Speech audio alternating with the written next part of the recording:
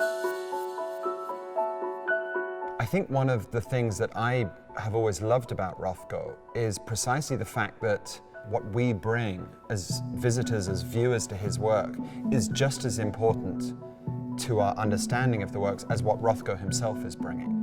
When I stand in front of a Rothko painting and I am feeling melancholic or sad, they accompany me in that thought. When I'm feeling full of the joys of life, they accompany me in that thought. Peter Selz, who was the curator of his 1961 MoMA exhibition, spoke about them as being mirrors of the soul. They take something from us and almost amplify it, giving it back to us in an almost richer, sort of more intense form.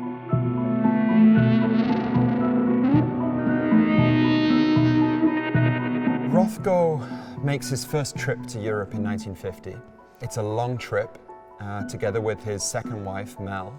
He leaves having just opened a remarkable exhibition at Betty Parsons Gallery in New York City, where he showed the last of the multiforms and the first of his mature, early classic compositions. He arrives initially in Paris, which he doesn't like very much, spends a few weeks on the Côte d'Azur, taking in the sun and the sea, and then arrives in Italy. And Italy is what he's been looking for. And what the trip to Europe gives him, that all of his experiences in New York, in museums and in libraries have not been able to give him, is this understanding of the importance of place, of context for work.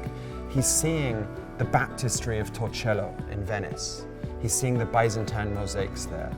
He's traveling to Rome, to the Sistine Chapel. He is visiting in Florence, most famously, the convent of San Marco, to see these remarkable individual frescoes by Fra Angelico in the cells of the monks. He finds this the most extraordinary context, a single work painted for the benefit of a single individual, sustained viewing of the same work over a long period of time.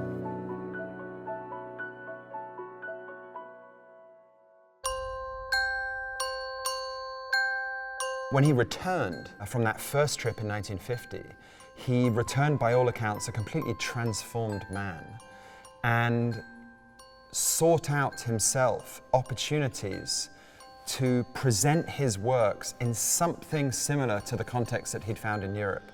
And of course, the first opportunity to do that arrives in 1958 with the commission to paint these remarkable paintings for the Seagram building on Park Avenue in New York City. He had made a second trip to Europe in 1959. He was engaged throughout the second part of 1958 and 59 with the commission for the Seagram murals. In 1960, several key things happened to Rothko in his career. He met Jean and Dominique de Menil for the first time. They visited him at his studio. This, of course, led 3 or 4 years later to the commission to paint the works for the Rothko Chapel in Houston.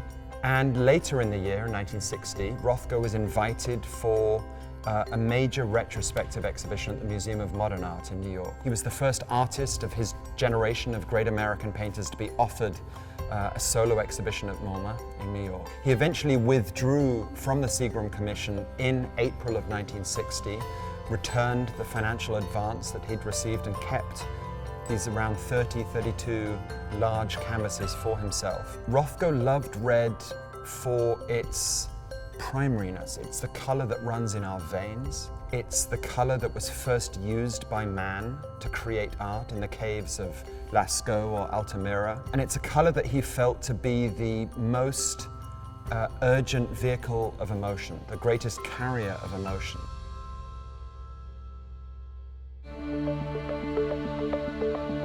As one stands in front of a work by Mark Rothko, it immediately becomes clear that this is a unique atmosphere or world that he's created. It seems simple, but in fact, it is very difficult to execute these paintings. He uses a variety of different media to create different surfaces and textures in the paint, as well as a number of different brushes. And he would often go back and actually correct areas of canvases in order to make sure that the exact desired effect was readily apparent. Mark Rothko's Untitled 1960 is a very impressive work. Scale was very important to the artist. He always explained that he wanted to paint on a human scale because he wanted human beings to be able to experience his works and feel as if they were inside of the work or in it. It's painted on a very soft gray background, and you have 3 bands of a blush pink painted over a luscious blue with a burgundy wine red at the center, and of course a very soft cloud white along the bottom register. This creates a very soft ephemeral effect, a floating effect. He used a very small brush to create these sort of fluffy edges and borders around each of the bands, and that's also what creates the effect that the painting is actually moving or breathing when you stand in front of it.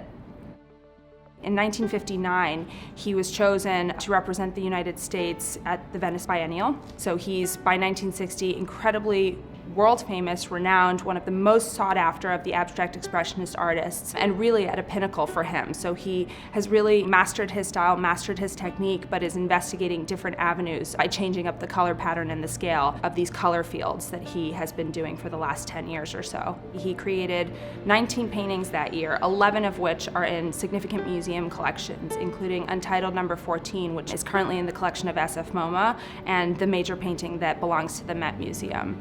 Untitled 1960 has actually a very remarkable provenance in that it originated from a gift of Peggy Guggenheim to SFMOMA in 1946. It's difficult to stand in front of a work by Mark Rothko, especially from this very important period, and not be completely transfixed by the way that the brushwork and the surface moves and how the different fields of color interact and sort of vibrate in front of you. They're truly one of a kind, and it's not surprising that his work is so accessible and can be enjoyed by so many different people.